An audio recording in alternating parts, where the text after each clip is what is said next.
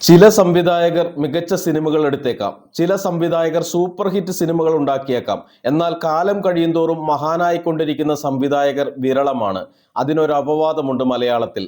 സംവിധായകൻ കെ.ജി. ജോർജ്. സ്വപ്നാടനം, കോലങ്ങൾ, മേള, യവനിക, ലേഖയുടെ മരണം, ഒരു ഫ്ലാഷ് ബാക്ക്, ആദാമിന്റെ വാരിയല്, ഇരകൾ, പഞ്ചവടിപ്പാലം ഇവയെല്ലാം വെറും സിനിമകളല്ല, മലയാള സിനിമയുടെ വളർച്ചയെ പുതിയ ദിശയിലേക്ക് തിരിച്ചുവിട്ട നാഴികക്കല്ലുകളാണ്. അദ്ദേഹത്തിന്റെ സിനിമകളിൽ നിങ്ങൾക്ക് നായകനെയും വില്ലനെയും വ്യക്തമായി വേർതിരിക്കാൻ കഴിയില്ല. കാരണം കെ.ജി. ജോർജിന് മനുഷ്യരാണ് പ്രധാനം. മനുഷ്യന്റെ മനസ്സിലെ അസൂയ, സ്വാർത്ഥത, സ്നേഹം, പ്രതികാരം, അധികാരമോഹം, കുറ്റബോധം, ഏകാന്തത ഇതൊക്കെയാണ് അദ്ദേഹത്തിന്റെ യഥാർത്ഥ കഥാപാത്രങ്ങൾ. അദ്ദേഹത്തിന്റെ ചിത്രങ്ങൾ കാണുമ്പോൾ ഒരു സിനിമ കാണുന്ന അനുഭവമല്ല നമുക്കുണ്ടാകുക, യഥാർത്ഥ ജീവിതത്തിലെ മനുഷ്യരെ നിരീക്ഷിക്കുന്ന മനഃശാസ്ത്രപരമായ ഒരു അനുഭവമാണ് ഉണ്ടാവുക. അതുകൊണ്ടാണ് 4 പതിറ്റാണ്ടുകൾക്ക് ശേഷവും ഇന്നും അദ്ദേഹത്തിന്റെ സിനിമകൾ ചർച്ച ചെയ്യപ്പെടുന്നത്. മനുഷ്യ മനസ്സിന്റെ സങ്കീർണതയെ ഇത്രയും ആഴത്തിൽ ക്യാമറയിലൂടെ വായിച്ച സംവിധായകരിൽ മുൻനിരയിലാണ് കെ.ജി. ജോർജ്. 1946 ജനിച്ച അദ്ദേഹം പിന്നീട് പൂനെയിലെ film and television institute of ഇന്ത്യയിൽ സംവിധാന പഠനം നടത്തി. അവിടെ ഋതിക് ഘട്ടക് പോലുള്ള അധ്യാപകരുടെ സ്വാധീനം പിന്നീടുള്ള തന്റെ സിനിമകളിൽ പ്രതിഫലിച്ചിരുന്നുവെന്ന് അദ്ദേഹം വെളിപ്പെടുത്തിയിട്ടുണ്ട്. മടങ്ങിയെത്തിയ അദ്ദേഹം രാമു കാര്യാട്ടിനെ പോലുള്ള സംവിധായകരുടെ കീഴിൽ പ്രവർത്തിച്ചുകൊണ്ടാണ് തുടക്കം. അക്കാലത്ത് മലയാള സിനിമയിൽ പതിവ് കഥകൾ മാത്രമായിരുന്നു നിറഞ്ഞിരുന്നത്. എന്നാൽ കെ.ജി. ജോർജ് തിരഞ്ഞെടുത്ത വഴി വ്യത്യസ്തമായിരുന്നു. ആദ്യ സിനിമയായ സ്വപ്നാടനം തന്നെ വിവാഹ ജീവിതത്തിന്റെ മാനസിക സംഘർഷങ്ങളെ അതുവരെ കാണാത്ത യാഥാർത്ഥ്യത്തോടെ അവതരിപ്പിച്ചു. പിന്നീട് മേളയിൽ സമൂഹത്തിന്റെ ക്രൂരമായ കാഴ്ചപ്പാടുകളെ ചോദ്യം ചെയ്തു. കോലങ്ങൾ കൗമാര മനസ്സിന്റെ സങ്കീർണതകൾ പറഞ്ഞു. ലേഖയുടെ മരണം ഒരു ഫ്ലാഷ് ബാക്ക് സിനിമാ ലോകത്തിന്റെ ഇരുണ്ട വശം തുറന്നു കാട്ടി. ആദാമിന്റെ വാരിയലിലെ സ്ത്രീ സ്വാതന്ത്ര്യത്തെക്കുറിച്ച് കാലത്തേക്കാൾ മുന്നിൽ ചിന്തിച്ചു. പഞ്ചവടിപ്പാലം രാഷ്ട്രീയ ആക്ഷേപഹാസ്യത്തിന്റെ പുതിയ മാനദണ്ഡം സൃഷ്ടിച്ചു. ഇരകൾ മനുഷ്യന്റെ ഉള്ളിലെ അക്രമവാസനയെ ഭയപ്പെടുത്തുന്ന രീതിയിൽ അവതരിപ്പിച്ചു. പക്ഷേ ഇത്രയും മാസ്റ്റർ പീസുകൾക്കിടയിലും ഒരു സിനിമയുണ്ട്. മലയാളത്തിലെ കുറ്റാന്വേഷണ സിനിമാ ചരിത്രത്തിൽ ഏറ്റവും മികച്ചതെന്ന് ആരെങ്കിലും ചോദിച്ചാൽ ഒരുപാട് ആളുകൾ മറുപടി പറയുന്ന ഒരു പേരുണ്ട്, യവനിക. കെ.ജി. ജോർജിനെ അടയാളപ്പെടുത്തിയ സിനിമ.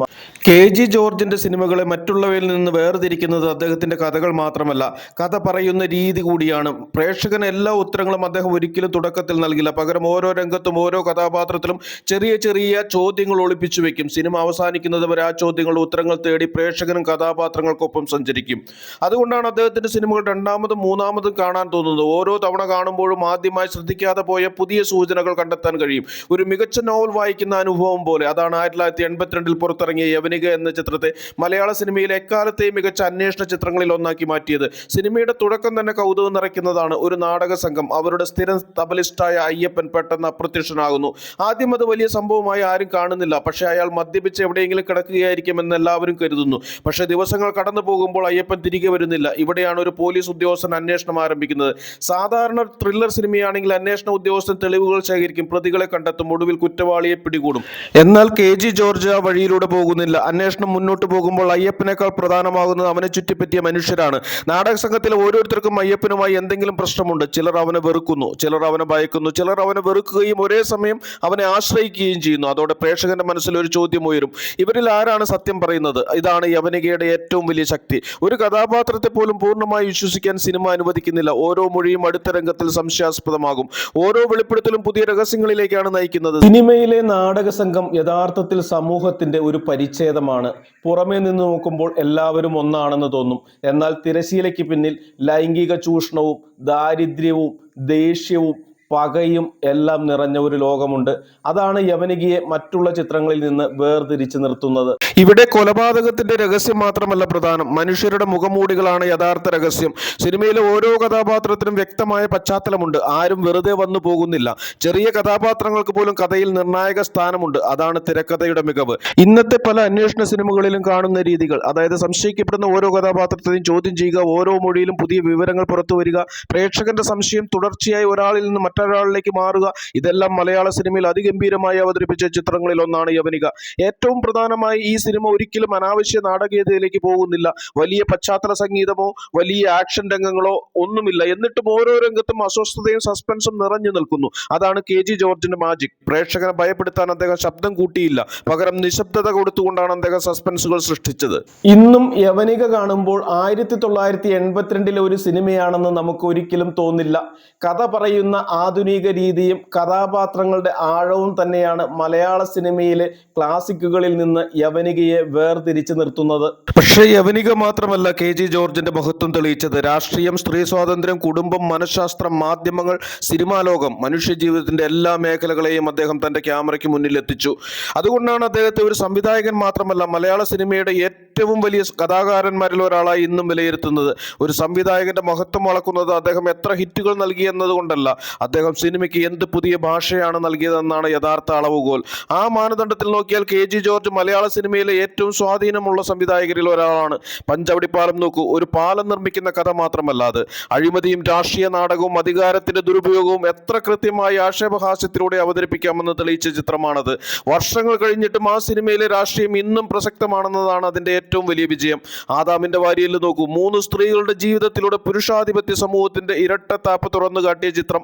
ഇന്ന് സ്ത്രീ സ്വാതന്ത്ര്യത്തെക്കുറിച്ച് നമ്മൾ ചർച്ച ചെയ്യുന്ന പല വിഷയങ്ങളും KG ജോർജ് 4 പതിറ്റാണ്ടുകൾക്ക് മുൻപേ സിനിമയിൽ പറഞ്ഞു കഴിഞ്ഞിരുന്നു. ലേഖയുടെ മരണം ഒരു ഫ്ലാഷ് ബാക്ക് നോക്കൂ. ഒരു നടിയുടെ ദുരന്തകഥ മാത്രമല്ല, അത് പ്രശസ്തിയുടെ തിളക്കത്തിന് പിന്നിൽ ഒളിഞ്ഞിരിക്കുന്ന ചൂഷണത്തിന്റെയും മാനസിക സമ്മർദ്ദത്തിന്റെയും വിലയാണ് ആ സിനിമ നമ്മളെ കാണിക്കുന്നത്. മലയാള സിനിമയിലെ ഏറ്റവും മികച്ച കഥാപാത്ര പഠനങ്ങളിൽ ഒന്നായി ഇന്നും അത് വിലയിരുത്തപ്പെടുന്നു. പിന്നെ ഇരകൾ, ഒരുപക്ഷെ മലയാള സിനിമയിലെ ഏറ്റവും അസ്വസ്ഥമാക്കുന്ന സൈക്കോളജിക്കൽ ഡ്രാമകളിൽ ഒന്ന്. ഈ സിനിമയിൽ പരമ്പരാഗത നായകനില്ല, വില്ലനുമില്ല, മനുഷ്യന്റെ ഉള്ളിൽ വളരുന്ന അക്രമവാസന മാത്രമാണ് കേന്ദ്ര കഥാപാത്രം.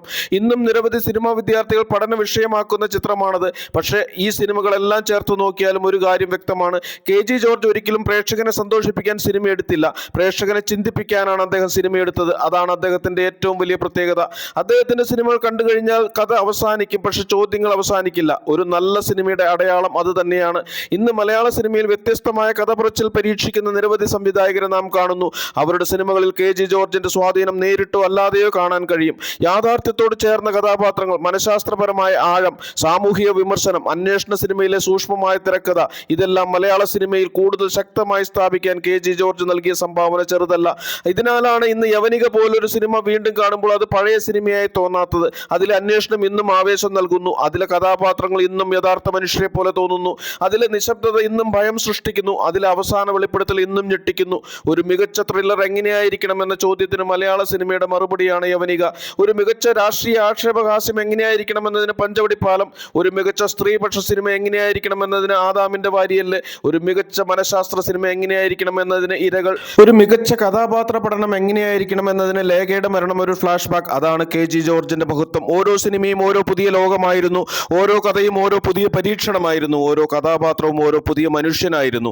സിനിമ ഒരു കലാരൂപമാണെന്നും ആ കലാരൂപത്തിലൂടെ മനുഷ്യനെ മനസ്സിലാക്കാൻ കഴിയുമെന്നും തന്റെ ജീവിതം കൊണ്ട് തെളിയിച്ച സംവിധായകനായിരുന്നു KG ജോർജ്. അതുകൊണ്ട് തന്നെ മലയാള സിനിമയുടെ ചരിത്രം എഴുതുമ്പോൾ ചില പേരുകൾ ഒഴിവാക്കാൻ കഴിയില്ല. ആ പട്ടികയിൽ ഏറ്റവും ഉയർന്ന സ്ഥാനത്തിൽ നിൽക്കുന്ന ഒരാളാണ് KG ജോർജ്. അദ്ദേഹം ഒരുക്കിയ ചിത്രങ്ങൾ വെറും ക്ലാസിക്കുകളല്ല, മലയാളിയുടെ സാമൂഹിക ചരിത്രത്തിന്റെ രേഖകളാണ്. സിനിമ ഇനിയും മുന്നോട്ട് പോവും. കാലം മാറും, രൂപം മാറും, സിനിമയുടെ ഘടന മാറും, എല്ലാം മാറിയേക്കാം. പക്ഷേ KG ജോർജ് എന്ന അതുല്യ സംവിധായകൻ ഇവിടെ തീർത്ത് വെച്ച് നമുക്ക് കാണാൻ അവശേഷിപ്പിച്ച സിനിമകളിലൂടെ അദ്ദേഹം നമ്മുടെ മനസ്സിൽ ഇനിയും ഒരുപാട് നാൾ ജീവിക്കും.